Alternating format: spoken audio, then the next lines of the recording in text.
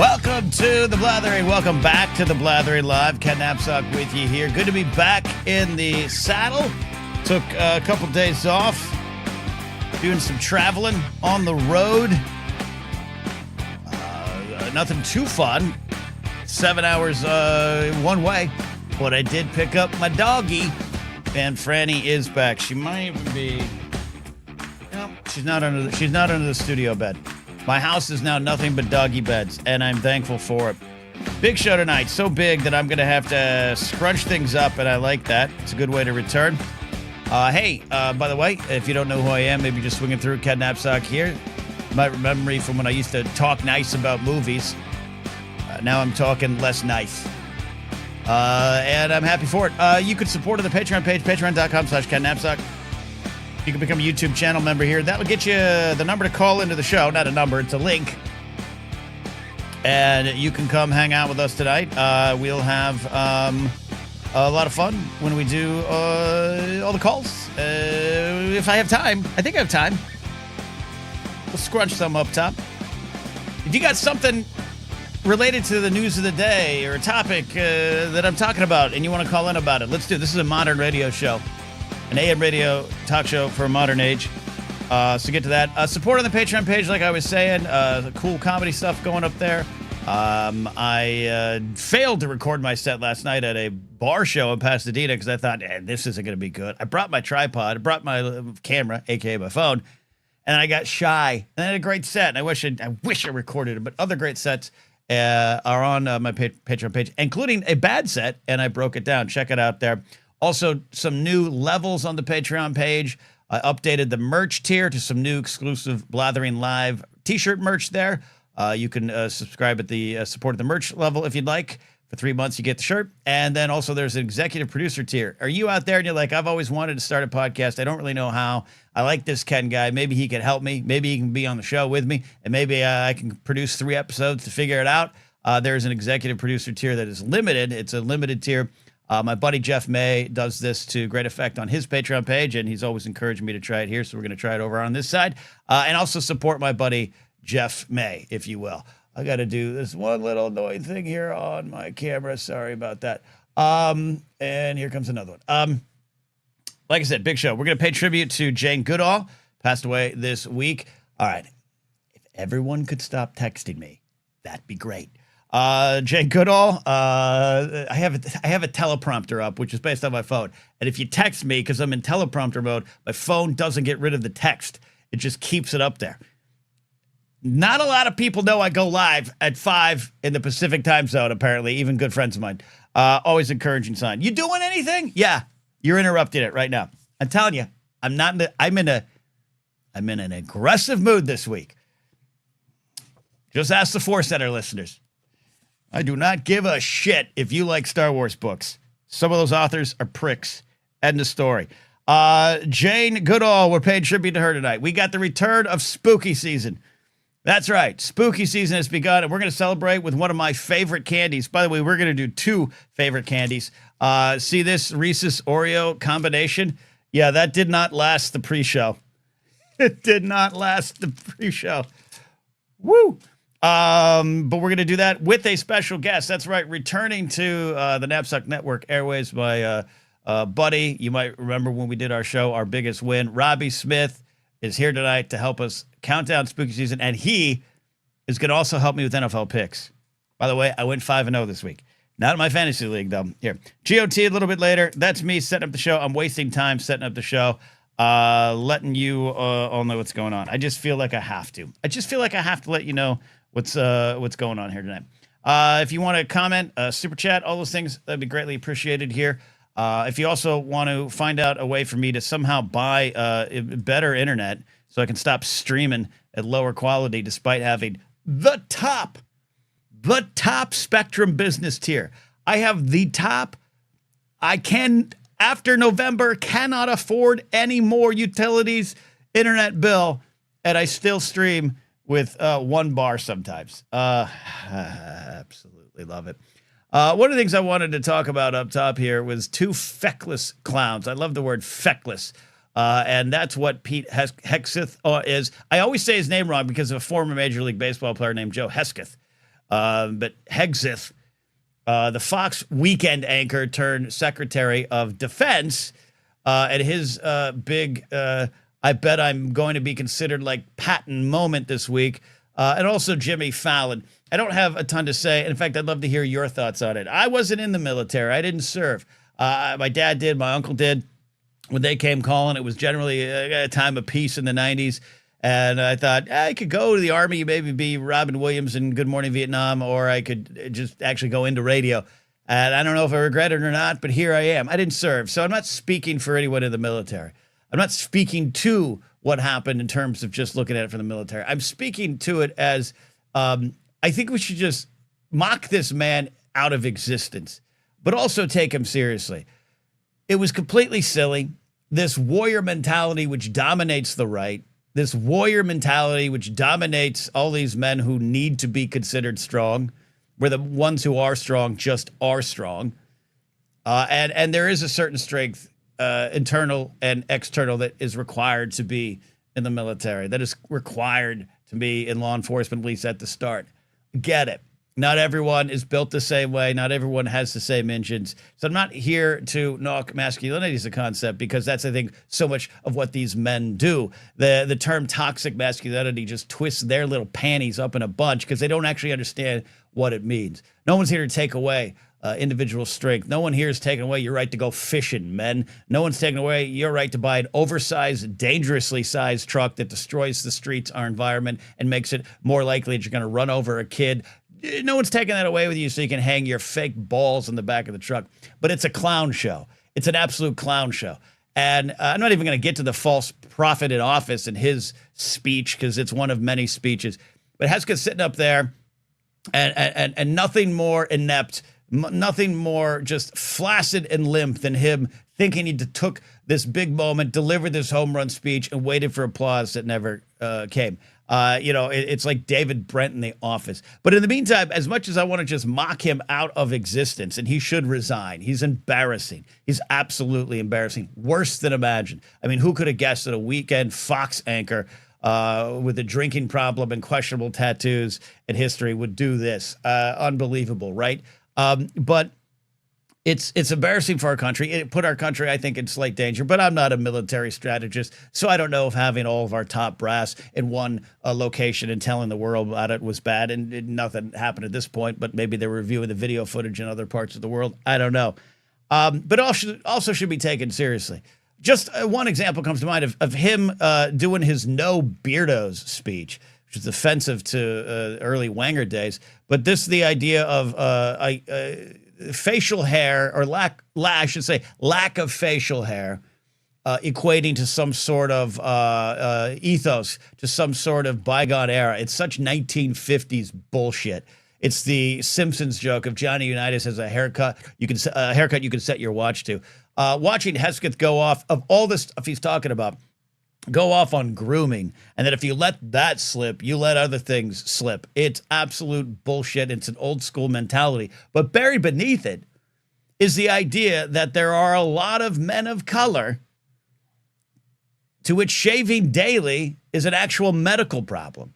This happened in the security industry when I was in it. We had grooming standards as well, because everyone, it's prim and proper. It's prim and proper. And look, I'm not saying you should show up to security gigs or the military with a fucking Santa Claus beard, but this idea that a little bit of extra facial hair beyond the pedo mustache that most of them love to grow is a sign that you're a damn dirty socialist hippie. That's where this all kind of comes from. It's this broken mentality from the 50s, but it is absolutely designed to attack the men of color in the military. And in the security industry, we dealt with this too, where more and more exemptions were granted. And at first, I fought it too. I mean, in my day, we shaved. Well, it medically affects this guy.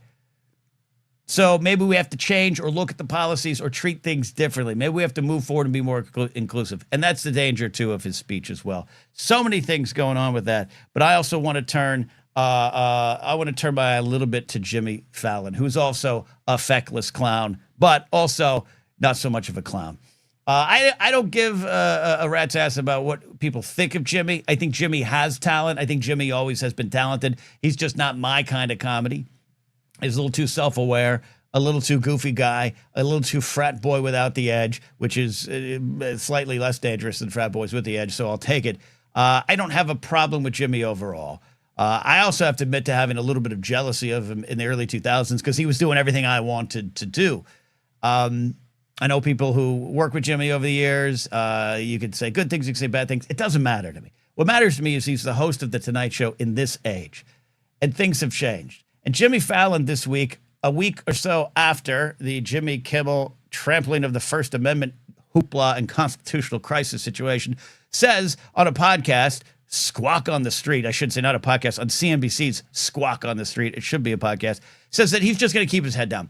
Our show, The Tonight Show, the goddamn Tonight Show, has never really been that political. We hit both sides equally. We try to make everybody laugh, and that's really the way our show works. Our monologues are kind of the same that we've been doing since Johnny Carson was doing The Tonight Show. Yeah, I just keep my head down and make sure the jokes are funny. Yeah, I have great writers, clever, smart writers. We're just trying to make the best show possible and entertain everybody. That I find absolutely in this day and age to be disgusting.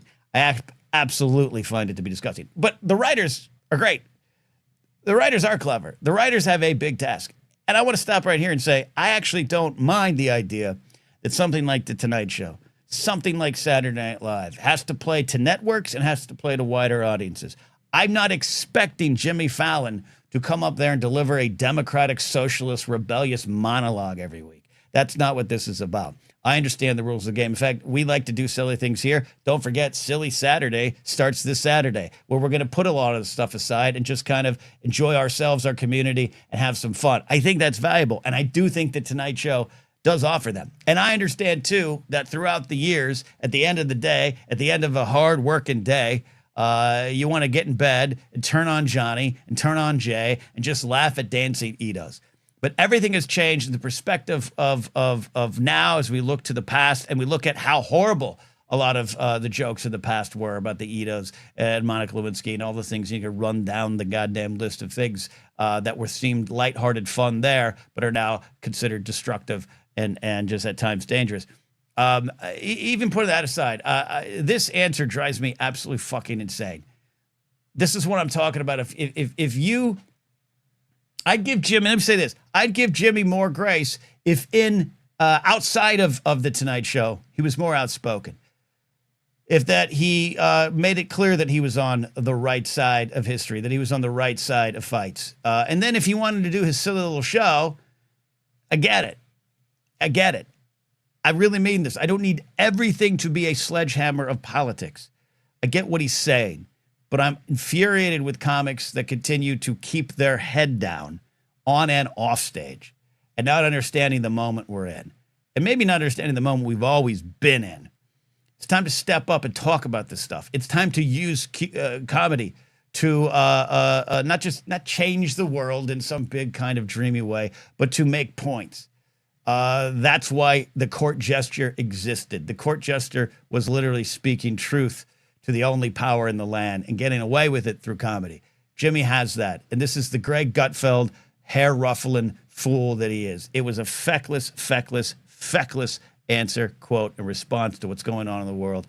And Jimmy Fallon, I hope, says one thing wrong and maybe Trump nukes it all with him. I take it all away. It's now pointless to me. Late night comedy like The Tonight Show is now pointless to me. Get some bite. It's a tough world. All right, that's where we're going there. Physics buddy Joe says, uh-oh, the F-bombs are flying already. My throat is it's already going. I'm having some trouble here tonight. So that's where we are. We got a tribute to Jane Goodall coming at the bottom of the hour here. Thanks for the super chats already coming in. JB says more candy, more 100 grand candy bars. Put a pin in that. Sean's here. Here's something for the sweet tooth. Much love. I love you too, Shawnee. There you go. Let's take some calls. Let's do some calls, everybody. We got a birthday boy, a pre-birthday boy calling in here right now. So let's see if we can get him on in here. Self-producing the show as always. Brennan Mystical Mar is in here. Happy early birthday, Brennan. Thank you. 6 days till I turn 40. 6 big days. Look at that. Indeed. I thought it was tomorrow. I saw a post that I thought it was tomorrow, but it's 6 days. I'm doing a birthday stream tomorrow. Oh, okay. So everyone take note of that. Birthday stream with Yeah, it's Brendan at tomorrow. 6 p.m. Pacific on my YouTube channel. Now, did you give the Eastern time zone? I want Tully to get it. I don't want Tully to miss it. That would be 9. Let me do the math. 9 o'clock. See? 9 too o'clock much. Eastern time.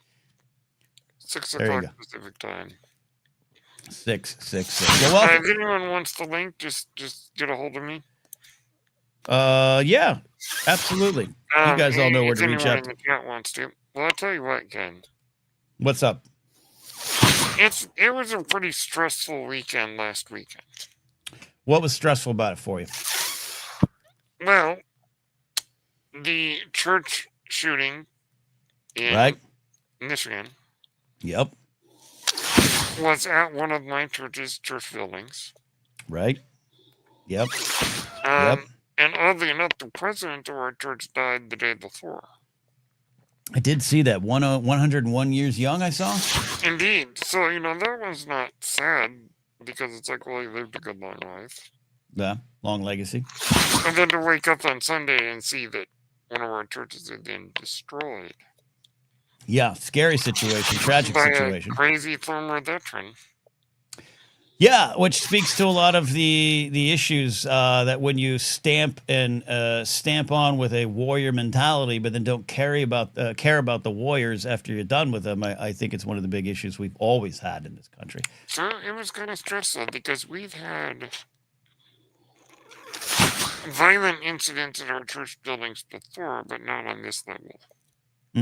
Not to have an entire building destroyed by a guy.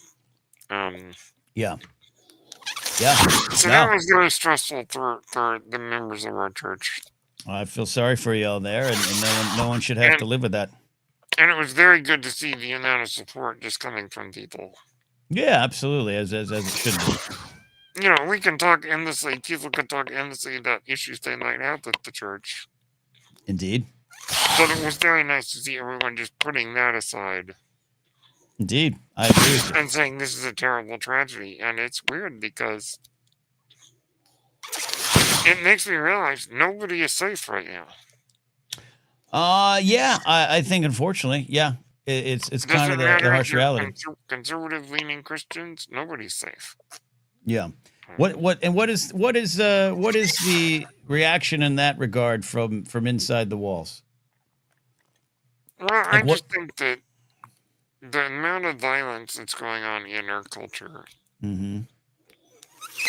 is disturbing to everybody, no matter where they stand politically. Right. Because nobody is out of the line of fire. Yeah, absolutely. People who might think they're safe are not. Even our evil commander-in-chief is not safe physically. But yeah, I agree. Sadly, tragically, in jeopardy right now. And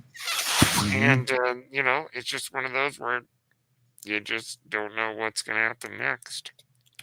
We don't. But hopefully we can analyze the whys a little bit more. Hopefully we can look for those kind of solutions. And I think our church leaders handled it well. They put out a statement about this kind of violence is just not acceptable. Right. No, it's not. It's not. To anybody. To anyone. No one deserves this.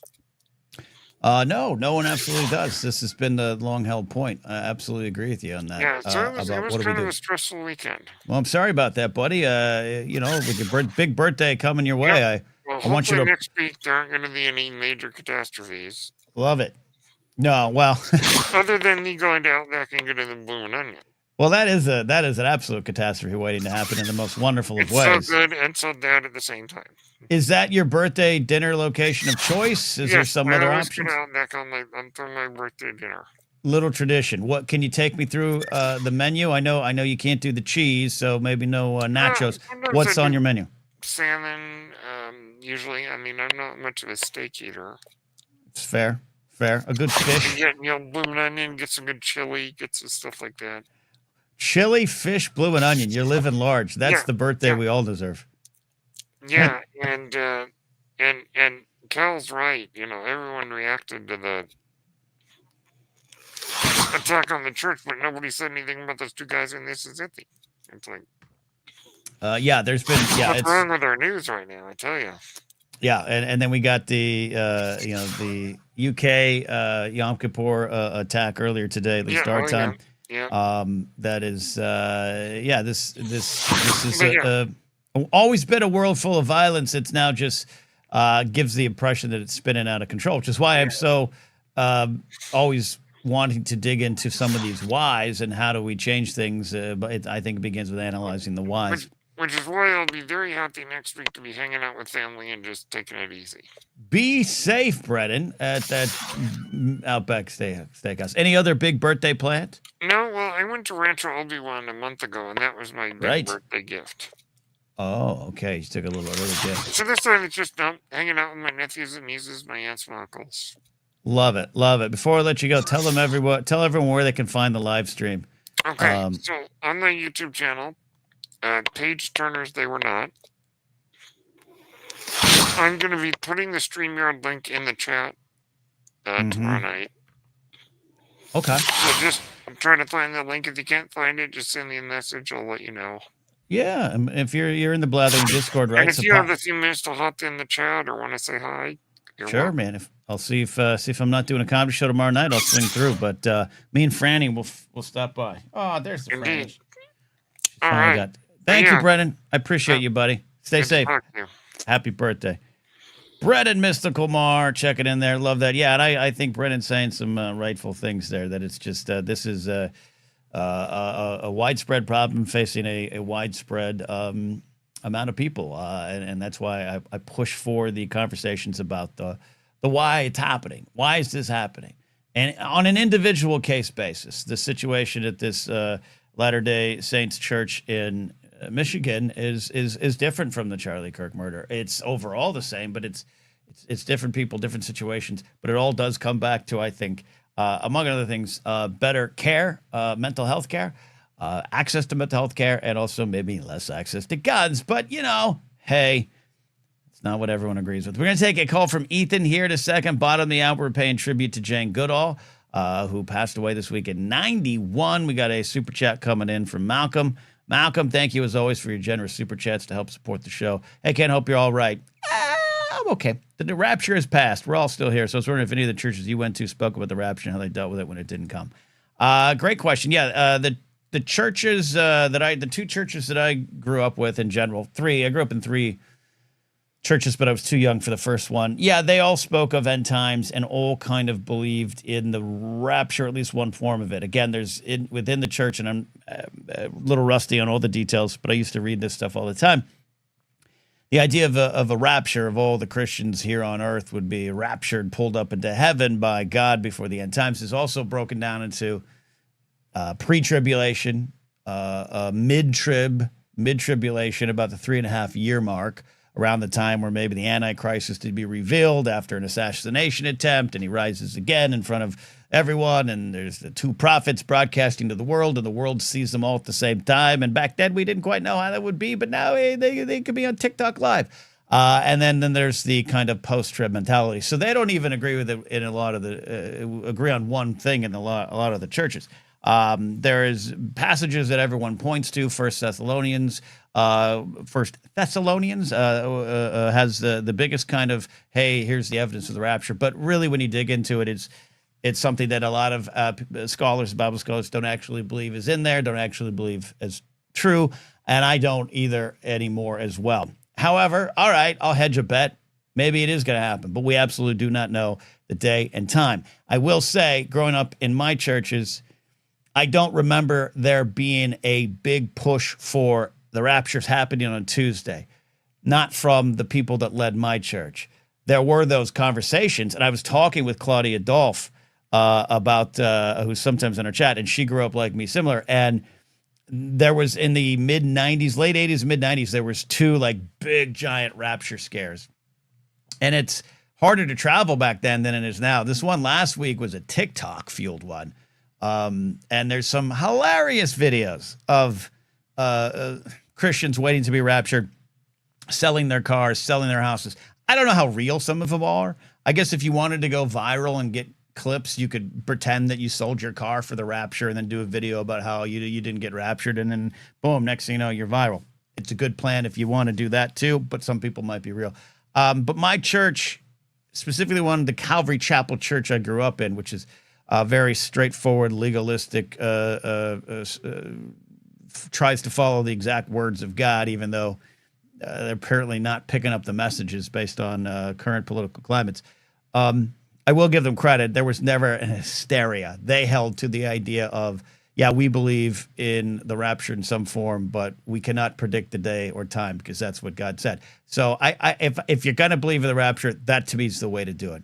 Just a reminder to always be ready. I was watching a lot of videos about this last week, and Reverend Ed Trevor up in Canada, he had a good one there. I was watching some other ones. Pat Conkey, you guys could all check out Culture, Faith, and Politics with Pat Conkey. He's great.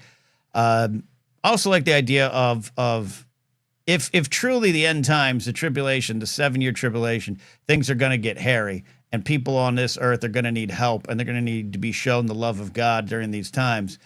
Maybe that'd be a great time for the Christians to be there. And to hear a lot of people who are still in the ministry talk about that last week actually gave me some hope, and as kind of a place where maybe I'd land on it too. Like, if it is real, then maybe you should be here in place to help the rest of us get up there. I don't know. But producer Steve, who's probably holding a baby as he types this, says Rapture Scare sounds like a band name or a weapon, and wow. Yeah, Rapture Scare. That should be Jared the TIE Pilot's next band. Let's take a quick call here from Ethan before we go into our Jane Goodall, and then we also have our countdown, our opening up of spooky season. I'm going to pay tribute to one of my favorite candies. NFL picks at the top of the hour, GOT after that. But let's bring in Ethan Osvetnik 1138. Ethan, how you doing, buddy? I'm doing great, Ken. I'm driving home from a big, long day at one of your favorite places, a 7-Eleven. Nice. Was working all day at a 7-Eleven in Leavenworth, actually. Okay. Pretty.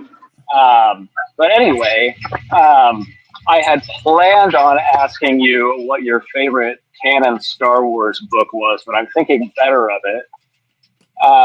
Instead, no, that's a complete joke. I'm not asking you that.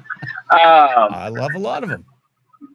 But no, more kind of on the topic at the top, about Hexeth and Trump and just everything going on. My question for you is, I am thinking about having are you aware you're supporting a fascist talk with my parents? Do you have any advice for said talk? Yeah, Ethan, I do. And actually, I just shot a Blathering mailbag today that hopefully will come out tomorrow that kind of addresses this based off a question from our buddy James Holmes from the UK. And there's a lot of ways to approach it, but, in life, there's some people that we don't want to stay connected to anymore, and some of these issues will drive us apart gladly. But other ones, like your parents, maybe, it's worth holding on to the connection for many reasons. Again, that's not, some might have a different view because of their own family situations. But in my case. Yeah, in your case. In my case, at least, I love my parents very much, and we have a good relationship. Yeah. So, however, yeah.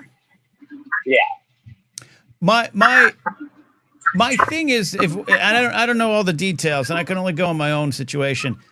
But what I have found, Ethan, is that sometimes when you stop the headline arguing, sorry, I'm getting a lot of feedback from you too, so I might hold you. Sorry back. About that. Here, no, you're good. I'm gonna mute, and you just talk. Yeah, there you go. I find that sometimes when you get past or push past the headline argument, capitalism versus socialism, and you all start screaming from your long-held positions, I have found in my own life a surprising amount of people don't know exactly what they're arguing against sometimes. And I think I've even been in that position. I use socialism as an example, and I use it on the video coming out tomorrow, and I'll use it here now briefly. This is not a campaign for socialism. This is not a campaign for anything other than I used to find that to be a curse word because I was raised that way, not even just by my folks, but by society here in America in the 80s, which was a byproduct of those goddamn 50s, which really left a negative imprint on us going forward as a country. So socialism was a bad word. Also, socialism and communism, as it related to my grandparents who suffered under it, who suffered under a dictatorial leadership, and were sent out of our country, or sent out of their country to our country. So that was ingrained into me as a kid. But again, I look now and go, I don't know if it was so much the system as it was the leaders who had power. And maybe we can separate those two when talking about it. But I was raised to think that way. Even 5 years ago, I would argue with folks about socialism bad. I had to admit at some point, I didn't even fully understand what socialism was. And when I sat down to actually read some of the positions of famous socialists, I actually thought, oh, not only do I agree with them, I've actually said that before. And that doesn't mean I automatically converted into a full-blown socialist overnight. I'll say democratic socialist to make people feel comfortable. Maybe it's a mix. I like the idea of a free market. Whether or not we have it or not, or have ever had it, is another question. But my point is, Ethan, I have found there's a lot of people in my life in that same position. So you sitting down with your folks and saying, do you realize what you're supporting? And maybe you don't use the words right away, fascism, authoritarianism. But do you realize, I've had this in the Star Wars world back at the height of the Last Jedi debates, not in terms of Last Jedi of the actual quality of the movie, but Last Jedi as it is in this cultural war that exploded. I had a lot of very progressive friends who would parrot bad takes from very aggressive right-wing leaning pop culture grifters, and they didn't know it. Where I thought, hey, I had to finally tell some of them, I understand that maybe you feel this way about Luke Skywalker or something and how the movie handled it, and that's valid. But what you're parroting and what you're putting out there are websites that are absolutely opposed to everything you say you stand for politically. And once they knew that, they changed their tune. Not necessarily that they suddenly liked The Last Jedi, but they started realizing where they were getting it from. And so, Ethan, that would be my only big piece of advice. How much do they actually know? How much are they actually aware of what they're getting behind? You might be surprised that they don't know. Yeah, and I think what you said has actually really helped me come up with a way to try to get into this conversation. So I appreciate your time and what you've said very much. So thank you very much. Thank you, Ethan. I appreciate it. Let us know how it goes. Give us a follow-up. Maybe I'll call in on Fun Saturday to tell you. There you go. I appreciate it. Well, hang in there, buddy. You're doing the right thing. All right. Talk to you later. Have a great night. Thank you, Ethan. Appreciate Ethan's call there. Producer Steve says, Pete Hesketh looks like the adult version of the Calvin cartoon sticker that pisses on things in the back of people's cars. I agree with that. Good luck, Ethan. I think that's important stuff. That's what I found. I was at this wedding last week, and I won't say shocked because shocked can be a little bit condescending if you're not careful. But I had people I was talking to, friends of mine, who I would describe as politically active and always have been, that don't shy away from it in their work, their art, or online, but all kind of admitted that, hey, I just didn't really know who Charlie Kirk was until this happened. Which isn't a bad thing. It isn't a sign that they're unplugged and in a silo and in a bubble. They just didn't engage with it, so they didn't see it. And so, like I said, it was shocking in a way of like, oh, I'm online all the time. I do a show where I talk politics. I do a show where I rant and rave. But how do we all best go forward is big on my mind. That's on the Blathering mailbag tomorrow, a little preview of that. But not everyone knows. I use the socialism example because it was personal to me. I was fighting against something I had never taken the time to understand exactly what it was. We're going to go to Dr. Addy here in a second to pay tribute to one of our greats, Jane Goodall, Jerry the Cannon Junkie, our paranormal reporter. Pete Hesketh looks like he has a tribal tattoo. He'll show you while telling you a long, uncomfortable story about the spring break he spent in Gulf Shores while calling your brother every other sentence. I love that, Jerry. Can we just keep the Hesketh jokes coming all night long? All right, let's pay tribute. Our resident professor of smart things wanted to do this week. I thought it was a great idea. Dr. Addie is here. We're always so happy to have you here, Addie. But tonight, though sad, it's also celebratory for a wonderful legacy. How are you, and where are we going? I'm good, Ken. In 3.5 hours, I get to begin my showgirl era. Oh, okay. Explain more. Does the album come out? Is that when the album comes out? Yep. Ooh, I didn't know it was this fast. That's a turnaround. Yep. Be prepared, guys. It's feather boas and rhinestones from here on out. I love this. I love this for you. I love this for us. I love this for the world. I think we all need to be in our showgirl era. What do you think would be Jane Goodall's favorite Taylor Swift song? Actually, I think it would be my favorite Taylor Swift song, which is "The Man." Oh, okay. That works. Absolutely works. But our resident professor of smart things is here to pay tribute to one of our greats. Take me through it. I love this idea here, and it's important. Okay. If it's all right with you, I'm gonna read a little bit of what I prepared, of what I learned about Jane Goodall to share more with you and the rest of the audience about her life and her work. I love this. So Jane Goodall was a scientist, a conservationist, and a humanitarian. Dr. Jane, as she was affectionately known, spent 65 years studying chimpanzees in Tanzania, but in her later years, she also became an advocate for human rights, animal welfare, environmental protections, and other critical issues. Dr. Jane started her career as a waitress to make enough money to travel to Africa. There, she met renowned paleontologist Louis Leakey, who took her on as his secretary. But seeing her talents, he asked her to travel to Tanzania to observe a family of chimpanzees. After arriving there in July of 1960, she made the groundbreaking discovery that chimpanzees use tools, and that single observation has been credited with redefining what it means to be human. It was Leakey who got Goodall a spot at Cambridge University to earn her PhD, so her work would be taken seriously. She graduated with her doctorate in 1965. The 3-month study that comprised her thesis became a thriving research group in Tanzania that continues even in her death. Goodall's success demonstrated that women were capable of conducting vital scientific research while challenging the male-dominated scientific world, and she also showed that a young woman could succeed in science even without a traditional undergraduate degree. But I want to leave you all with this quote that feels very prescient to our times. Every single one of us makes a difference every day. It is up to us as to the kind of difference we make. That's beautiful stuff. Thank you. Good job, Addie. I really appreciate that. And that last statement is something I really absolutely believe in. To me, Jane Goodall is just one of those wonderful names that was always there.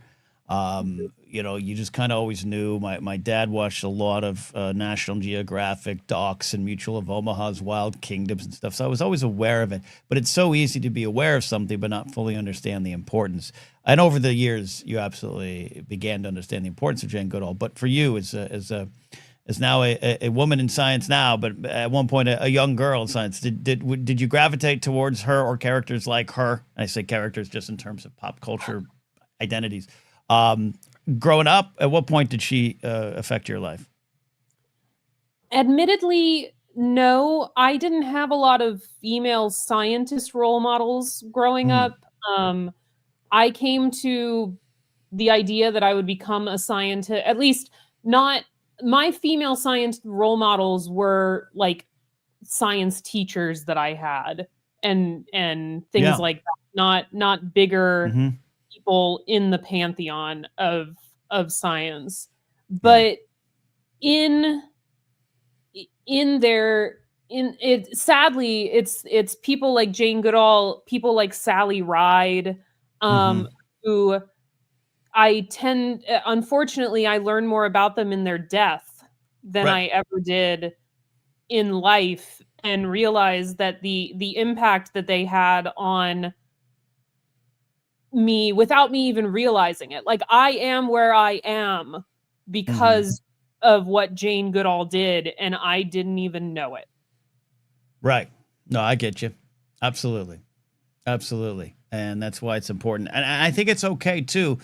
I was going to say admit, but it's not like you're sharing some secret. But it's like, yeah, sometimes life moves so fast, influences are all around us, and you don't really know where you're picking them up there. And someone like her, we have a chance to honor her legacy and really look at it and still examine it and still see the tentacles of her influence and tentacles of her inspirations out there, which you are a part of. I think that's a valuable thing and it's okay to do.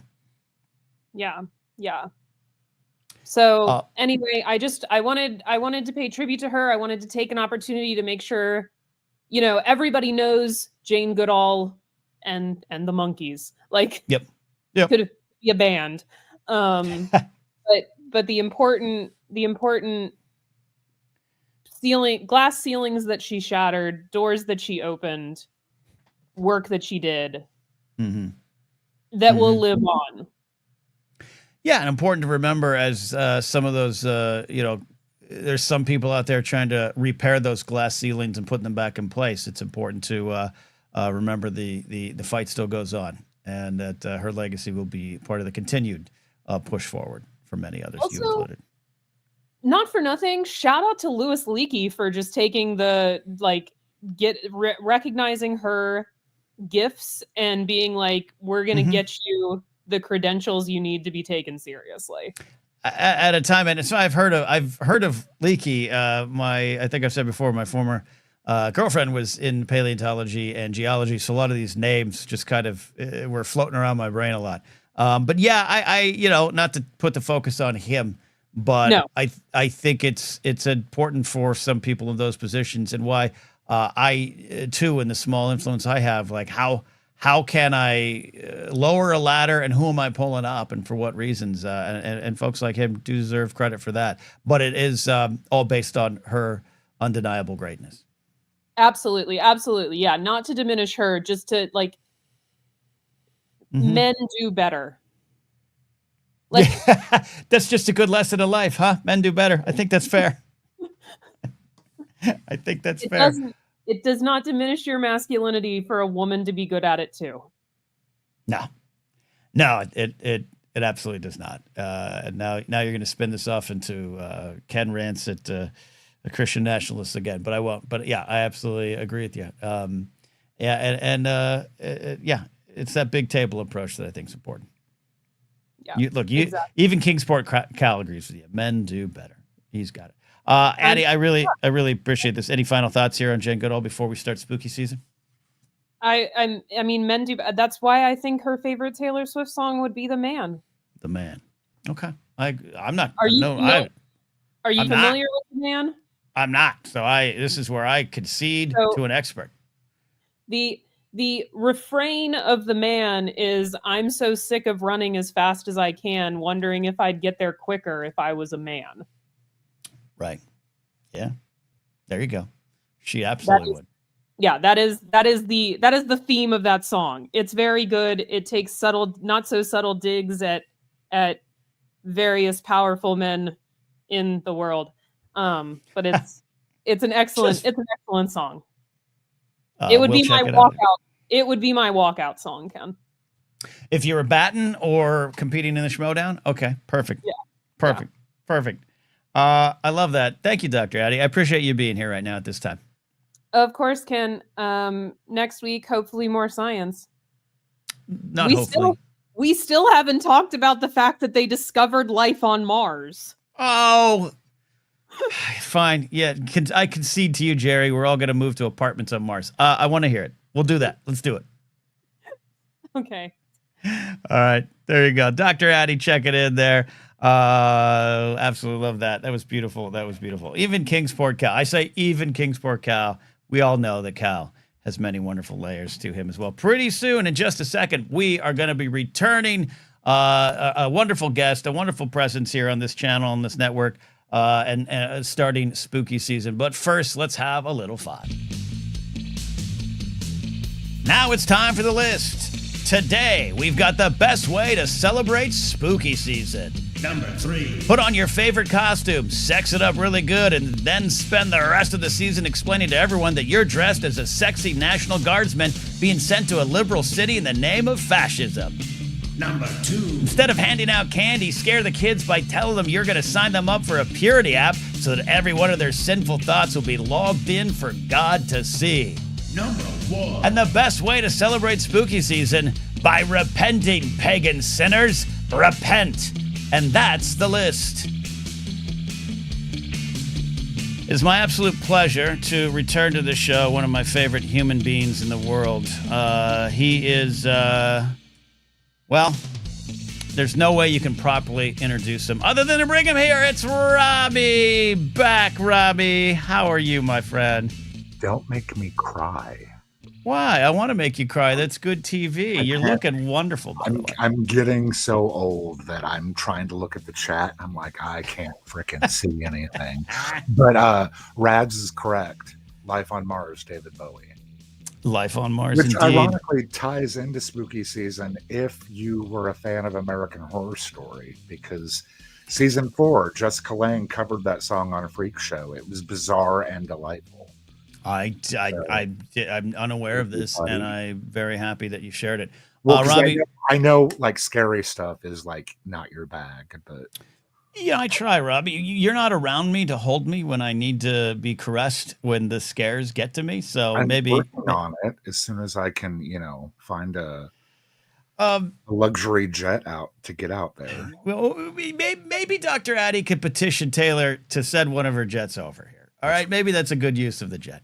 It is October 2nd, and oh God, this month is going to go so fast that I don't need it because of my life situation to go that fast. But we are here already 2 days into spooky season, and we're going to celebrate that. But first thing I want to do, I'm going to do this every Thursday during spooky season. I'm going to highlight one of my favorite candies, and I want to hear from you, Robbie.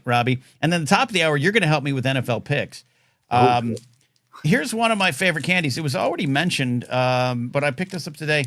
$100 grand. I think it's not quite the Crackle of its time, where Crackle is kind of reduced to the tiny candies in the assorted bag. But I think 100 grand, Robbie, is to me part of the joy of spooky season. It is underrated. It is right up there with the artist formerly known as the Zero Candy Bar. Remember the Zero Candy? I do remember Zero. I haven't seen Zeros in years, but I remember getting very excited as a youth when those would pop up. Hell, I'm that kid. I would get excited when anything would pop up in my trick or treat bag. Yeah. Oh, absolutely. So let's celebrate spooky season in the 10 minutes we have here till football picks, Robbie, because I need your help on these picks. It means a lot to you. What do you do for spooky season? When did that start? Every October, I do 31 days of spooky movies. They don't have to be totally scary. They can be mysteries. They can be suspense. Like this week, I'm doing Alfred Hitchcock movies because I discovered that I actually have not seen a lot of Alfred Hitchcock. I haven't either. I've seen the ones I've needed to see. Yeah, I saw Vertigo for the first time yesterday. So, yeah, I know. I haven't seen The Birds. I'm seeing The Birds tomorrow. I've seen The Birds. I've seen Psycho. Right. Because, and let's be honest, there's a better chance you've seen the Vince Vaughn, Gus Van Sant Psycho for other reasons. But no, I never have. Because, no? Yeah, I was not on the Vince Vaughn train. I don't have to watch everybody that I want to sleep with. Okay, that's fair. That's fair. What does spooky do for you? As you've mentioned, I get scared easily. I was a scaredy cat kid. I grew up a block away from Elm Street. It just I peed my pants and sleeping bag. But what do you get out of being spooked? Well, I don't know if I get a lot out of that, but I think it was during. Well, first of all, going back to when I was a kid. October was always kind of exciting because my birthday's in October, and that as a child that, it was like birthday, then Halloween. So I kind of always put them together. It's like, oh, this is fun. This is fun for Robbie. This is all for me. And, you might know that I like to dress up and play in costumes. And that has nothing to do with Halloween, Robbie. No, but it's the perfect excuse to. Although now I'm, at this age, I don't care what anybody thinks. I will show up at the grocery store with rollers in my hair and a bathrobe. You're playing overtime football. You know that The game's on the line, and you should just be you. But then it was Mhm. during COVID, or lockdown, rather. I'd rather refer to it as that. I remember that first October, it was still like, I know kids were out trick or treating, because I remember that in my neighborhood, we would like open up our front windows and we would be masked and we'd hand out candy to kids through Nice. the window. It was like a drive up. It was cool. But then for adults, I'm like, we don't have to like not celebrate. So during that time, I remember doing watch-alongs with friends, and it was sort of my job to curate, like, what are we going to watch? And I just kept doing it, and I post about it because I've had so many people say that, oh, where's that streaming? I want to watch that too. And so now I'm trying to provide that information and give the rest of the grown-ups something to do, because it's not just about your kids. I'm eating 100 grand and it's now all over my mouth. Giggity. Yeah, what's the list? How far ahead are you willing to share? Can we find your list? I know you're posting on social. I want the listeners, if they want their own spooky season celebration with movies, I want them to follow your curated list. It's on my Facebook. It's on my X. It's on Instagram. It's on Blue Sky. It's like, if you just look up Robbie M. Smith, you'll find it. Robbie M. And Smith. you'll find my little I call them information flashcards. Yeah. To get a little information about the movies. So, and I don't do like really, really scary. Like, I've sat through the Terrifier movies. Okay. What's the line? What's the line? Is, I don't like mean. I like funny. Mm-hmm. I like social commentary. Mm-hmm. I like classics. Like, I can do Nightmare on Elm Street because I think Robert Englund's a fantastic actor, and he just like dived into that, and they were funny. Or even as far as, social commentary. I think one of the movies I'm watching is a newer one called Together with Dave Franco and his wife. Right. It's a relationship gone south. Hold on. Say her name. It's Alison Brie, isn't it? Oh yeah, it is. I can't see. You and I are on opposite sides of that. You can appreciate. I appreciate yours. When you send me ass pictures of Nightwing, I go, I get it, Robbie. True. But, I don't mention his girlfriend, do I? All right. Fair enough. Fair enough. But yeah, but that movie, from what I understand, is about, neglecting relationships and sort of dimming your light for the other person. So I love things that kind of take a twist on that. I don't like mean things. Like, I won't do Saw. I don't do, I'm not really into body horror, but like The Substance with Demi Moore had commentary to it. Like, it meant something. Yes, no, absolutely. If I want mean, I'll go to the White House. Hey, boom. And I agree. I have a couple spooky season questions for you here. Yes. What is the scariest movie to you, not counting the ones you don't like? What is the movie that freaked you out the most? I was 10 years old and I had no business watching Hellraiser, the original, which was all about sex and filleting and all that kind of dark, kinky stuff that, sidebar, I met Clive Barker, the author of that, when I was in my 30s. And I was like, who hurt you as a kid? And he just laughed, because I think it's brilliant. I think it's creative, but I can't do the like too much blood and guts if it's not like funny. Gotcha. Like Terrifier, like I wouldn't recommend anybody watch the Terrifier movies because they are so obscene and so violent and so vile. But I give the creator credit. Because it's so over the top and ridiculous that you will throw up and you will laugh. But so it's laughter. All right, but how you were describing Hellraisers, also you're describing your club life in the '90s. So I don't know if I completely. Yeah, I grew up and I was like, oh, I get it. You got it. Yeah. Jared the Tie Pilot in chat says he agrees with you. In general, just in everything, mostly about Nightwing's ass. All right, so that's one question. What I've two. I have one. What I don't like scary movies, but if you were to Now, calm down, Robbie. If you were to strap me down and force me to watch one, which one would it be? Oh, see, I think I would start easy with you. We would go. I know. It's betrays. Work it in. You'd work it in slowly. That's right. The Hitchcock movies, the sort of the movies that like of our generation, the 80s slashers. Like, okay, because I've missed most of those. I've seen some of the Hitchcocks. I've missed Stephen King stuff like Silver Bullet, which are but hold on. I want to shout out. I was just on Cool Guy Taylor's show. It's in my Instagram links. I just did a show about Silver Bullet because that's the movie that scared me to the point where I peed in my sleeping bag at a slumber party and had to blame it on the dog because they told ghost stories and we watched Silver Bullet, and it so freaked me out. Stars Gary Busey, Megan Follows, who was Anne of Green Gables, one of the Coreys. It terrified me, Robbie. Yeah. Corey Haim was Corey Haim was one of my awakenings. He was, God bless his soul, he's no longer with us, but he was yes. Beautiful. But it's so funny that you say that because probably around the same age, you and I are very similar in age. I remember Halloween was a Saturday night, and my brother and I had gone out with our parents, and we came back, and for some reason, our Fox affiliate was showing Silver Bullet and Nightmare on Elm Street 3. It's a good double feature. Which was, but also odd because, like, this is like 86, 87. Like, I can't even remember what they got away with showing.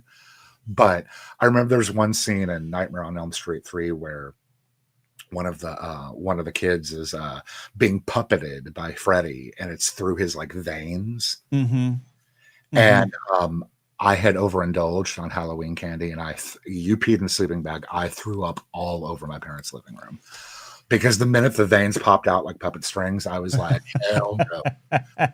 So I love it. I love still, like, when I watch that, I'm like, kind of like, because it's just, as somebody who's, has crappy veins and spent a lot of time in the hospital. Yeah. Yeah. A lot of good choices in chat here. I was trying to share some of those. Then I have a final question for you. The Ring, Serenity Jane says that. Ring, yes, that. Final question here, then we'll transition. You're going to help me pick NFL winners based on whatever you want to base the pick on. Yeah. Sexiest Halloween costume you ever dressed up as? Oh yes. It was 1996. It was the year I graduated high school. So it was about our first year out of high school. And my friends and I went to our annual Rocky Horror Picture Show. And I completely, like, at that time, all 300 pounds of me was squeezed into the tiniest slip and I was so done up, and I picked up an usher. I was 18, so it was okay. So yeah, that was and I loved that costume, but it is somewhere behind parts of it, could probably be found in the woods behind our movie theater. Yeah. It's where you discard things when you take it off. So love it. All right. Perfect. Asked and answered. Anniversary of Rocky Horror Picture Show. So if you haven't seen it, please do. Jared says, why have I been hiding Robbie from me? Look, go back and check out our show, Our Biggest Win. Robbie, we could do it again anytime you're ready, Robbie. We could do little segments here all through spooky season. You're absolutely one of my favorites. And if you don't know, I'm not hiding Robbie. Robbie just was on the injured reserve list for a little bit, but you look great, darling, by the way. I'm trying. Retirement has done me well. It's what I'm calling it. I'm trying to be positive about and you got a very 1985 Madonna inspired outfit here today that I love. Oh, thank you. We love her. All right. There you go. A little spooky season kickoff with Robbie. But with that, Robbie's going to stick around. Let's football. Jared, the Tie Pilots fantasy football team name in the Blathering Fantasy Football League is, Robbie, Men with Fine Asses. So you've come to the right spot. We can call Grateful Bottoms. Keep going. You're in the league next year. All right, big news. Looking at NFL picks last week, producer Steve confirmed for me. I wrote down my picks, but I always forget, Robbie. I forget my record. Oh, gee, that's what I didn't remember. I forget my record. Oh, I was 6-9. Oh, look at that, Robbie. I brought you in for the right episode. I was 6-9. You know, that goes back to that Halloween at Rocky Horror. Yeah, but now I am 11-9 because I went 5-0, and producer Steve has got it as he holds a babe in his arms. 11 on the season. I had the Eagles, I had the Steelers, I had the Rams, I had the Kansas City Professional Football Club, and I had my own Miami Dolphins. All won, all covered. No points spread messing me up there, Robbie. So are you ready to help me pick Week 5 NFL picks, Robbie? I am ready. Gronk retired, didn't he? Gronk did retire, but his poster is still hanging above your bedroom, right? On my ceiling. Are you kidding? Right next to the mirror. That's right. We got 5 picks. As always, my Miami Dolphins will be the last team I pick. Robbie, how much football have you watched this year? I've not watched anything this season, but I grew up near Kansas City, so I'm a fan of the Kansas City Chiefs. I will say that. But where you are now, I won't dox you, but you're close enough to the Buffalo Bills. Do you have any affinity for them? No, I hate them with a nuclear passion. Love it. Only because everybody in Western New York is so Bill crazy. Yeah. That it's like, you know, it's kind of like the musical Hamilton. Like, you hyped it too much. I've seen it. I'm good. I love that. So. I love that. All right. Let's go through here. All right. First up, we got the Dallas Cowpokes traveling to New Jersey to play the New York Jets. And the Jets are the underdog on the road. They got it. The point spread's 2.5. Robbie, I'm sure you didn't watch the 40-40 tie that the Cowboys and Packers played the other night. Unless you did. Did you watch Dak Prescott lead the Cowboys to a tie? No, but I heard about it. Did you? Okay, that's great. I am absolutely picking the Cowboys here, Robbie. Reason being that 40 points is not anything to bat your eyes at. The Jets are coming off a loss against my Dolphins. They're still winless, and I don't think it's going to be a good season for them and their coach, Aaron Glenn, though I do like Aaron Glenn. I think the Cowboys going big here. Do you have any reason to disagree with me? No, I like their cheerleaders. Yeah. Do you like see, you could recognize the Dallas cheerleaders, but you can't recognize Allison Brie? Well, if Allison Brie wore a shiny little sequined outfit, maybe I would. And also if you weren't sleeping with Dave Franco. All right. Because he's taken for you, and that's disappointing. He's adorable. Right. Why couldn't she get with that creepy brother of his? Okay, Sports. Next up, we have got the kind of a little bit of hurting Washington Commanders, Mark Ellis's favorite team, traveling locally here to the LA Superchargers over there at SoFi Bank Account Stadium. We have got the Chargers are favored here. The Chargers are favored. I always have to double check that what the plus minuses mean. I'm not a degenerate gambler like producer Steve, but the Chargers are favored at home, Robbie. They need to win by 2.5 points or more. I think it's going to be close. I really do. But Mark Ellis's favorite team is listing a bit, Robbie. Jaden Daniels is questionable. Do you know who Jaden Daniels is, and what do you think about his chances of playing this week? I know nothing about him, but you had me at Mark. So if Mark likes a team, then go with Mark's team. Ooh, okay. On the road in SoFi Stadium, which is a great stadium. I saw the Rolling Stones there. This sounds horrible for music, but it's a great experience. They have a cheeseburger, a foot-long cheeseburger, like hoagie thing there that's to die for, literally to die for. But I think all right. No. Robbie, I'm going against you here. I'm taking the Chargers at home. I don't know if Jaden Daniels is even going to be healthy for the game. If he is, he'll be a little rusty being out 2 weeks. And if it's not him, it's Marcus Mariota most likely. I hate to disappoint Mark Ellis. I'm going Chargers. So could you tell Mark I love him and care for him when you see him? I will, yes. This is the best NFL. This should be on ESPN. Madonna picks the football teams. Game 3, week 5. Buccaneers. Oh, go with the pretty skeleton one. Okay, here. So we got the Buccaneers, Cody Hall's team. And we got the Seahawks. The Seahawks at home. They're favored. I like the Seahawks in this one. But my question to you, Robbie, is can you turn your back on Pirates? That's not something you can do. Not many Pirates, but also, okay, God bless Cody Hall. He's my favorite heterosexual married twink. But if memory serves me correctly, the Buccaneers have like sucked for years, and he's like their only fan that's left. They did win a Super Bowl not too long ago with Tom Brady. I don't know what your Tom Brady lust levels are at, but they did win. And Gronk. Yeah, but okay. So you're going. We should see if you're right. But if both of those boys are retired, then like, isn't that kind of like you moved into a house, but you didn't pay the electric bill? Which is going to be me in about a month. So, all right. I'm going to, for Cody Hall, even though apparently I like Cody Hall more than Mark Ellis, I am taking the Bucs to upset on the road. That's my upset pick of the week, Robbie, to go against the spread there.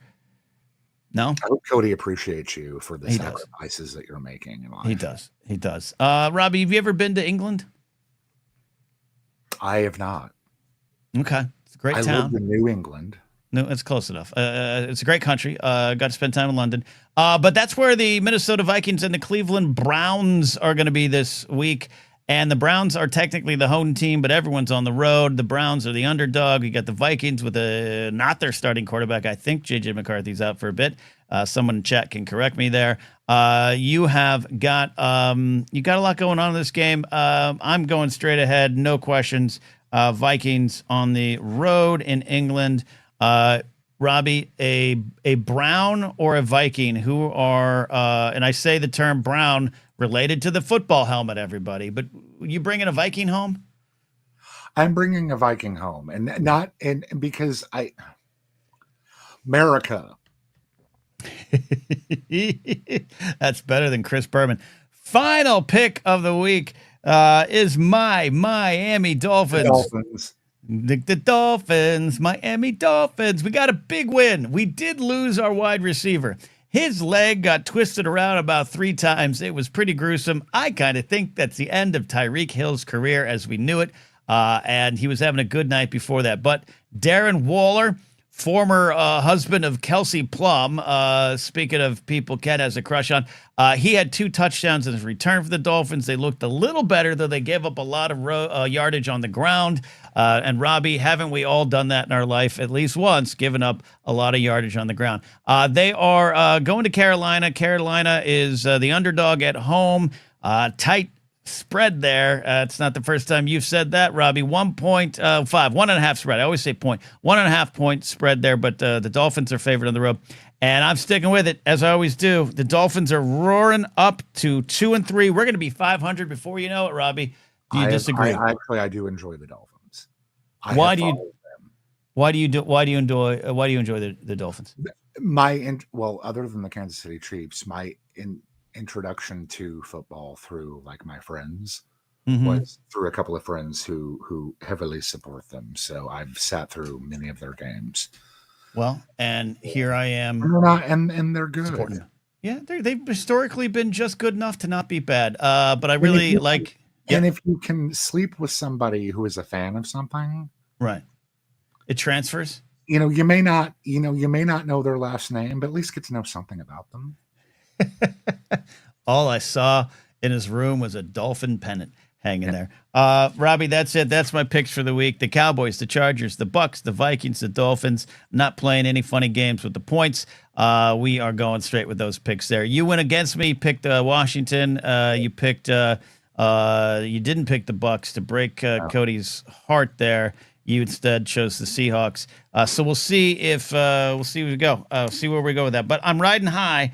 5-0 last week, Robbie. If I had put money down, I might have been able to pay rent in November. Thank you for helping me with that. Well, I want you to remember when the choices I made. I'm still stuck on calling Cody Hall A twink? Heterosexual twink. Does that make Mark Ellis a heterosexual daddy? He might be. I got called a zaddy on stage the other day, Robbie. Two young ladies yelled it out. See, that's, you know what? Get back on the horse, Ken. I am the horse. All right, Robbie, I really love having you here. You know I absolutely love you. I'm so happy to see you. You look and sound good. I've missed you all. I'm sorry I've been absent. It's okay. It's okay. We'll get you back on. It'll be good. There you go. Love you, darling. I'll see you. Robbie Smith, an absolute angel. Producer Steve asks an important question. What's the difference between a daddy and a zaddy? And I think to answer that, we're going to bring on Jared the TIE Pilot and also do some Game of Thrones. But Jared, I ask you, what is the difference between a daddy and a zaddy? Gray in the beard. Gray in the beard? Not even age, because you can be gray at a young age, but just gray in the beard.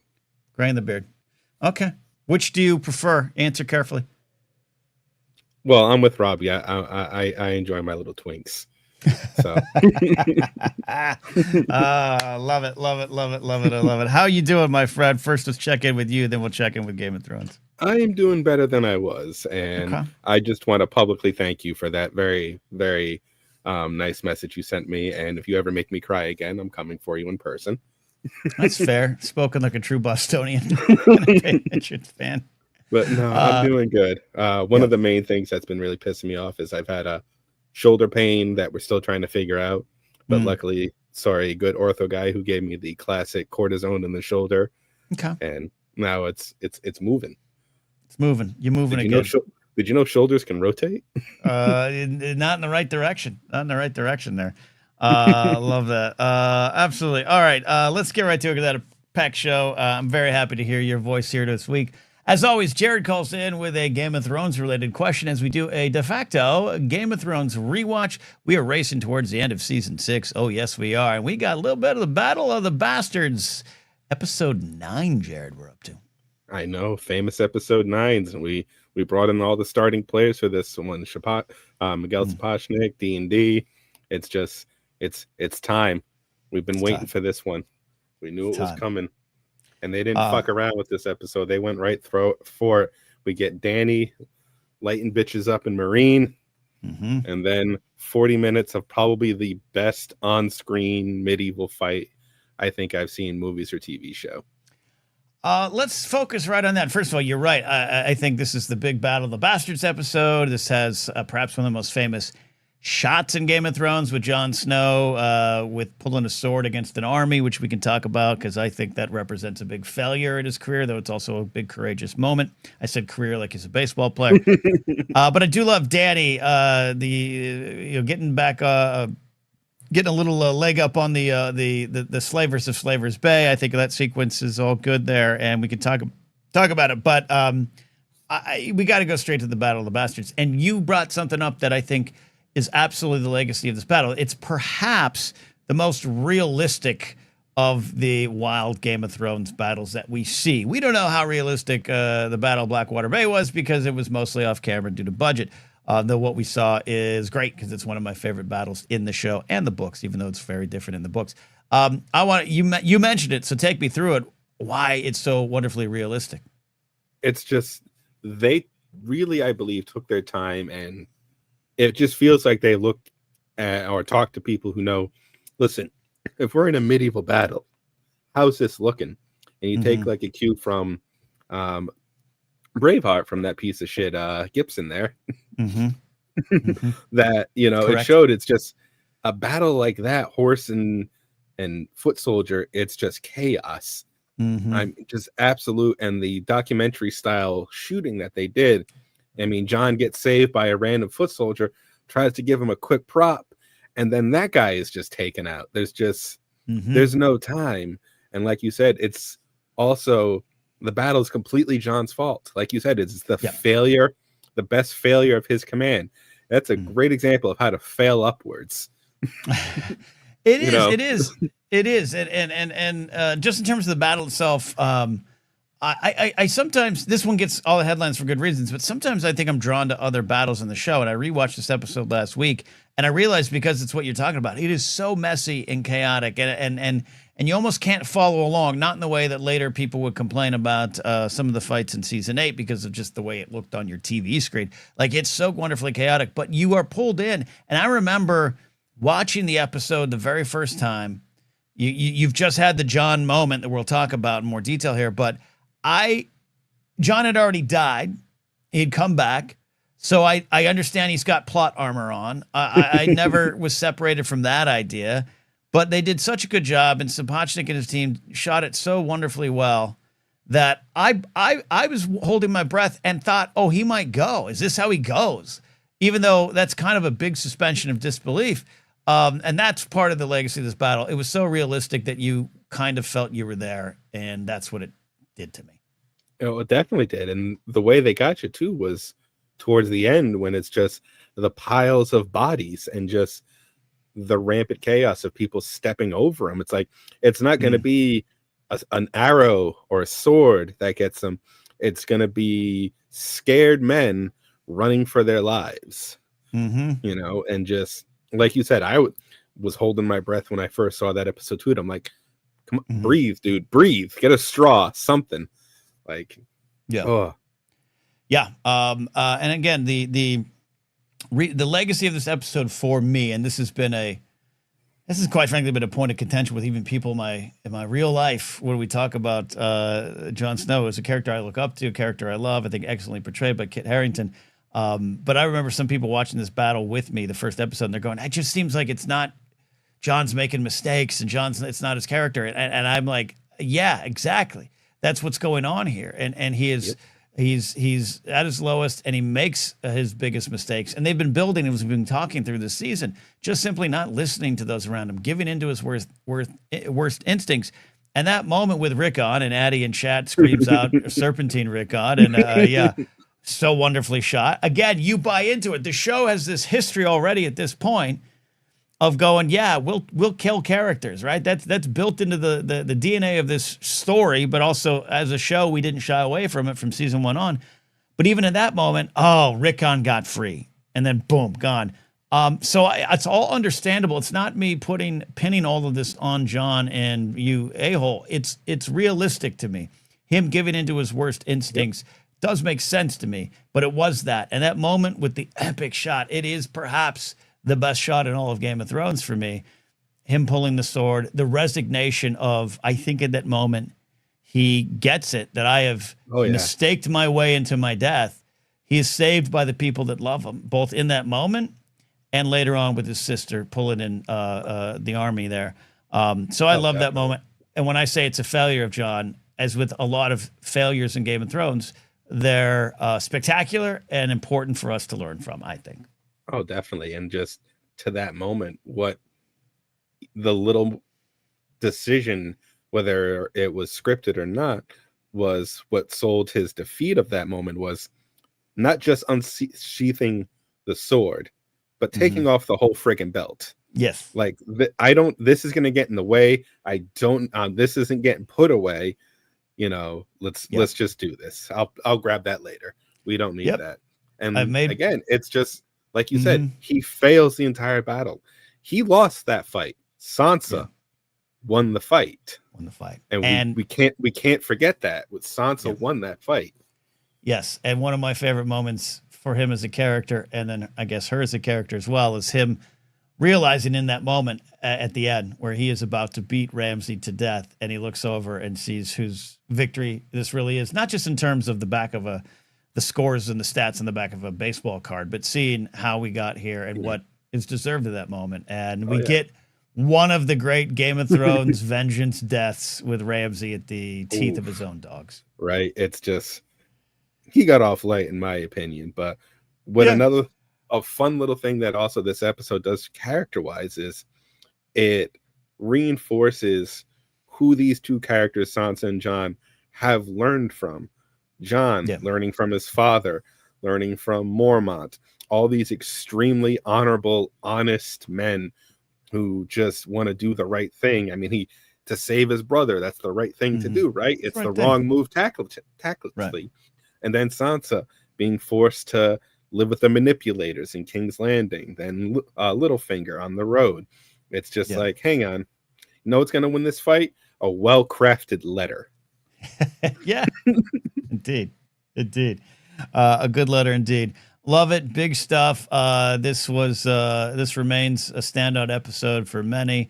It is perhaps Sapochnik's calling card. I think Hardhome really put him on the map, but this is the one that kind of enshrined him into the GOT Director Hall of Fame with good reason, and a great episode. A lot going on, but this is just our rewatch at the big moments there. Davos is actually one of my favorites. Two characters for me to shout out is Sir Davos kind of having the sitting back there watching this happen with the backup, with the people in the back. Oh, yeah, all right, we're just wasting our time here. Let's get the hell out of there. I love that. And then we got to shout out 1-1, the Giant, who had a Boromir level final exit.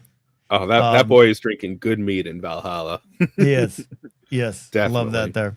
Love that. But next week, though, we got, like you said, we had probably one of the best standalone shots. But next week, I think we got the best smile in all of Game of Thrones. We do, and I think the best season finale episode. And there's been some good ones in this show. No, I can definitely agree with that. That was just, so happy to see the Sparrows get what's. Well, hang on, get me ahead of myself. Next week. We'll get to it. So that's it. That's our GOT rewatch. I really appreciate Jared calling in with these and keeping me talking about Game of Thrones. Thanks, buddy. Definitely. Have a good one, guys. All right. Addie says next week is my favorite 15 minutes of Thrones. Depending on the minutes, Addie, I really 100% agree with you. It might be me as well. I think we're talking about the same 15 minutes. We have 2 more calls here before I get on out of here. My throat is starting to go because I've been I had a little gravel in my voice tonight. And also, let me check on Franny. Oh, she left. She went back out to the living room. Doesn't want to be around Daddy. Let's take some calls here. I want to hear from our buddy Sean. We haven't heard from Shawnee in a while, so let's bring him onto the show. And let me make sure I got the right call. I do.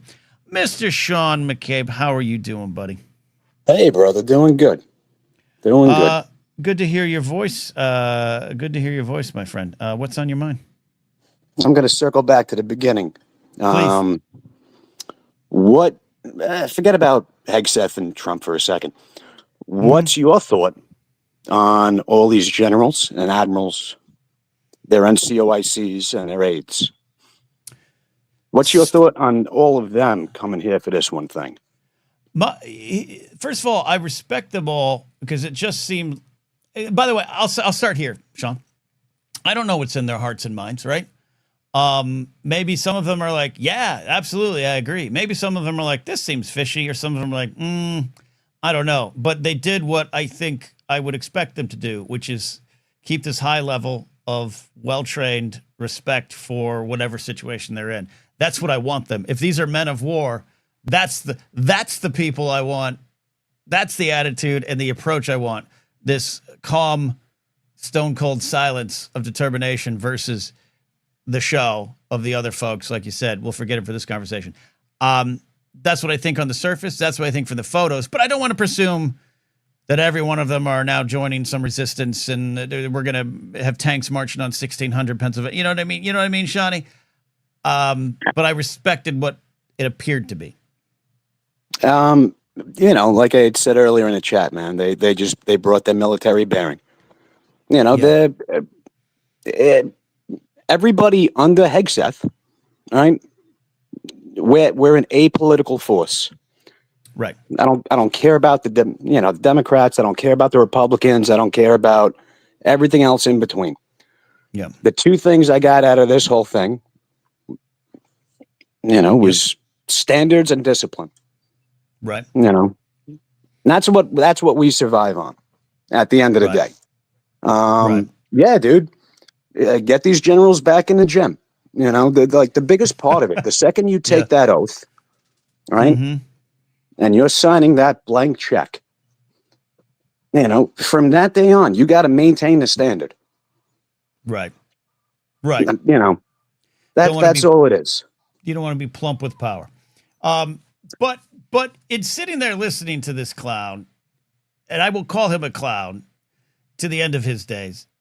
But what is their reaction to just a guy like that? And I know he was in, but what is their reaction to a guy like that? The way he was speaking, the show he was speaking, the manner in which he was speaking. What is the talk amongst those over there? I do want. The talk is they're not going to express their political beliefs. No. Right. But they all see Hegseth in a civilian position now, where he has more of an ability to express himself politically. Mm-hmm. You know, the second you're wearing the uniform, you know, that's a shield of the politics don't matter. I'm doing my job. Right. You know, so a lot of the things he said, like I'm excited for because we're a fighting force. And even though these guys are not getting paid right now, they're still going to wake up tomorrow and bust their hump and get ready for the next day. Yeah. You know, there's a lot of different bits to it, man. You know, if anything else, tomorrow's October 3rd, right? It's the, 32nd anniversary of the Battle of Mogadishu. Mm-hmm. You know, and the same thing back then. The government shutdown could happen. These guys could have been fighting a war, not getting paid. And it doesn't matter because still with them, you had over 80 Purple Hearts. You had 58 Silver Stars, 2 Distinguished Flying Crosses, 2 Medal of Honors posthumously, you know, 18 killed in action. The only thing that matters in that situation is standards and discipline. Right. And that's just kind of... I get it. No, I appreciate your perspective on it. I would worry about warrior mentality destroying the minds of these men and what we do when they're out. It's a big thing for me. It's a big thing to watch my uncle deal with it, and I'm sure there's others you have. And so that's something. Well, you know, like no, I agree with that. Yeah. You know, but it's also them going in, which makes a big difference. You know, the military. You know, the military isn't going to conform to you. Right. You're going to conform to the military. Totally. Hands down. Right. From day one on. Well, which is why, it's why I don't presume to know what the generals were thinking in that moment, right? Or thinking that they're thinking anything I'm thinking, if that makes sense. Well, you know, I mean, so many people want to focus on, you know, the 2 jokers in suits up on the stage.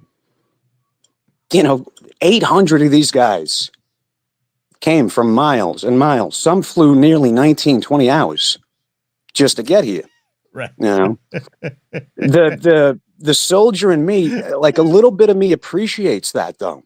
Yeah. You know, get all your guys together, you know, and say, here's the plan. You know, at the small level, like my captains, my colonels, they would do that for me every now and again with the entire unit, whether it be the battery or the battalion. Yeah, no, it takes a coarser trait of thought and speaking. Even just my limited experiences of the world I was in. No, there's something to that. I get. I have also a dog that's freaking out down here on the floor. If any of you are hearing that, I apologize. But as always, your dog Shani, knows you're hungry, man. It does. It knows I need to eat $100,000. I appreciate you, Shani. I'm glad to have you back on the show. Always a pleasure, my man. Love you. Love it. All right, let's get to one final call here. And thank you for Mandalorian Jedi. Do we think any of these Admirals Jones consider their asked? I don't. Mandalorian Jedi asked, do we think any of those Admirals and Generals consider what they're being asked to do as an illegal order? I don't presume to think that they do. That's my thought. I think if you're asked to go in a city, you're asked to do what might be offensive or problematic to us, I don't necessarily automatically assume that they would agree with that. And that's one of my big takeaways. What I'm trying to say is I think there's a lot of great photos that people are sharing, but I just don't presume to know what they think. I know what I think about it. I know what I think about Hegseth. I know what I think about the absolute clown show of the words he was putting out there, but I wouldn't expect them to do anything else. No one's going to stand up and say, boo to you, sir. That's not what I would expect them to do in that situation. But speaking of boo to you, Kingsport Cal is here. Kingsport Cal, how are you doing? I'm all right. It is week 4 of the boycott on the convenience store for the biscuit situation. But anyway. Yeah. Oh, so you're still on your biscuit, your biscuit boycott? Yes. The whole in general. I haven't been to that store in 4 weeks. I'm going to go next week and see the look on his face, and I'll judge everything from that. But anyway. Okay. Do you think okay? For those who don't know, Kingsport Cal had a little bit of a problem at his local eatery. They didn't make a sandwich to his liking, and he's not been back in there. But you were regular. Do you think they've missed you? Do you think there's been conversations about what happened to Cal?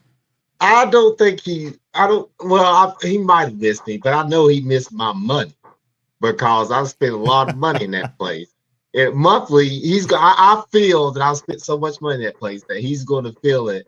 He's going to see it in his ledger, in his monthly ledger. He's going to be like, I'm missing some money here. It's because of me. But anyway, I like that you use ledger as if he's got like a little notepad that he keeps this in, and he's got Cal's money in there. I think you might be right. No, not my money in general, just his overall sales for that month.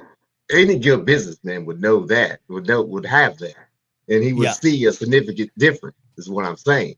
And he's going to feel that, and he's going to see that, and he's going to know why when I come back in. But, Ken, we've got other things. I got a couple things. I'll try to make it quick. The first thing, I have 2 questions and a comment. Well, actually, the first comment is I like that you brought up the men of color with the beards in the military. Because when you shave as men of color, we have curly hair. So if you shave all the time, you get ingrown hair. You see what I'm saying? I know what you're saying. That sucks. So that's very relevant. Now, the first question is, I started noticing this the other day. A long time ago, one of my grandfathers passed away, and when we went to Dayton, Ohio. Anyway, it doesn't matter about that. But we went to Ohio for the funeral. Where we go? We're in Dayton now. Okay. Yeah. And in his golf bag, he had Polaroid pictures of naked ladies. Mind you, this is a married man. Okay. Well, he was. And it was something that when I tell people it, when I'd be like, when my grandfather died, we found naked Polaroid pictures of all these chicks, and he was married, and they just start laughing. Now that to me wasn't something that seemed funny until I said it to somebody else out loud. Is there anything in your life is there any instance where you felt that something wasn't particularly funny until you said it to another person? I mean, pretty much anything I've said to Robbie Smith. In this regard, I don't know. You ask such wonderful questions that I have such shitty answers to. There's no. It's a thinker question. It's a hard question. It's perfect for radio. Well, I'm sorry, but like I said, it didn't hit me until like later in life. I was like, there's a lot of different things that was never really funny to me until I told. But let me break down your grandfather had some nudie pictures you found later in life. So what in the moment? What did you think? That it was normal? That it was scandalous? What did you think when it was first discovered? It was scandalous. These are Polaroid pictures, Ken, made on. So these are like magazine papers. These are magazine. I said it when I was asked the question. These are Polaroid pictures. These are not nudie mag pictures. These are like he had women on the side pictures. You see what I'm saying? And they were posed. Okay. And so I was in shock. You see what I'm saying? I do see what you're saying. I would be too. Yes. So when I'm like casually, he's been dead a number of years now. But when I'm saying, like, when I tell people, I remember the first time when I told somebody that story, or that fact, they just started laughing. And I'm like, that's not funny. You know what I mean? But then I was like, well, it kind of is, but it's not. You know what I mean? It's I don't know. Very weird question. Sorry, kid. But anyway. Yeah, sorry. But so what happened with your family? I don't care about my life. I don't care about my life. I want to know what happened in the family. Did they deal with Grandpa's pictures? No. Me and my brother found the pictures in the golf bag, and like I guess got it. So you did not present them to the family? No, hell no, kid. No, of course not. So until this moment in time, only you and your brother have known this family secret, and you just shared it with us. Yes. Oh, this is great. It's just me. Well, I mean, it's just me and my brother. But then again, a lot of my family members are dead, and my father is never going to see this. We never even showed them to him. But no, I don't. My brother had the pictures. I don't know what happened to him, but he had the pictures. But anyway. Okay. But no, it's just a weird thing that I would tell people, friends of mine. I'll be like, yeah, that was just, we talk about, our grandfather. Got it. And they find it funny. Yeah, and to me, realize, I'm like, it's not funny. But after a while, I can see how it's funny, but it's not because that's my grandfather. You know what I'm saying? Yeah, I know. Anyway, okay. On a lighter note. There's a lot of things I learned later on about my grandfather that might be funny to others. So I understand. I understand where you're at. Okay, next question. All right. My next question is, I'm going to finally start Red Dead Redemption 2. I'm finally going to start it. And I want to know if there's any advice. Any advice you got for me? I haven't even started yet. I'm probably going to start. Yeah. Here's my advice for Red Dead Redemption 2, man. Get a good bottle of whiskey. I got the fake prop cigarette as my fidget spinner, but if you get a real cigarette, if you smoke them, if you got them, take your time with the game. It's the greatest movie of all time. It's got a great story. It's got a progressive story. And don't be afraid to do the side missions. Don't rush ahead like I did. Take your time with it. Just take your horse out for a walk and kind of hear the leaves rustle around you when the rain happens. Just kind of soak it all up in there. Just take your time with the game. So I'm here to enjoy the open worldness of it. Now I do have a question, a little sub question. Is there a chance to play pool in the game? Pool? No. There's card games, poker. Oh, okay. There's the knife game with the fingers, dominoes. Yeah. I don't think. I wish if there's a Red Dead 3, I wish they'd do billiards because I like video game billiards. Actually, yeah. Well, you could play billiards in GTA, and Rockstar is the same people who made GTA who make stuff. Yeah. So I figured it might be in there in the Western Saloon. I was hoping for that. But it's not too much. But maybe, like I said, if Red Dead 3 ever comes out, I hope that's in there. Good news for Ken. They are making. I've heard. I don't think there's any confirmation, but they are making a Red Dead 3. The guy who voiced whoever the main character is, has said Arthur. So, which that doesn't really mean anything. He's okay. An actor, all right. But he has said so. Okay. So there you go. Voice actors do love giving away the game. They do this a lot. They go to conventions and they say what they're working. They do this a lot. I get it. I love them. All right. I'm excited for that because it would be 10 years in 2027. I think it would be 10 years from when the game came out. So, and that was, I think we had 7 years or so between 1 and 2. So I think that would be good. I think I'm ready for it next year, maybe. Well, I really want to get into it. I know I like it. I like it. I just don't have a lot of time, Ken. It's going to take me forever to play this game. That's what?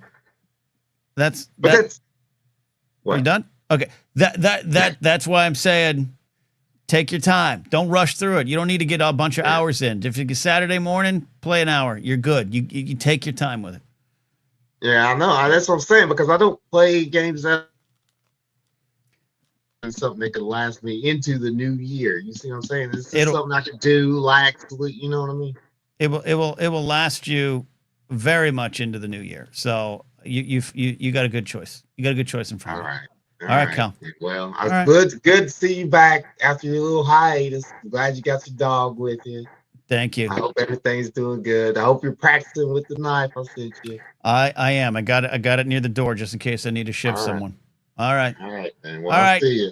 Thank you, Kingsport Cal. Kingsport Cal, everybody, taking us home as he often does. We'll be back Saturday for Silly Saturdays, an hour of silliness. I don't even know what we're going to do. Some sort of food challenge. I can't afford to get a ton of food, but we're going to do it. We'll do something. I want to just have a little lighter. We'll also take a lot of calls. Saturday is always our hour of power for calls, but we'll combine that with some other things. Be back Monday as well.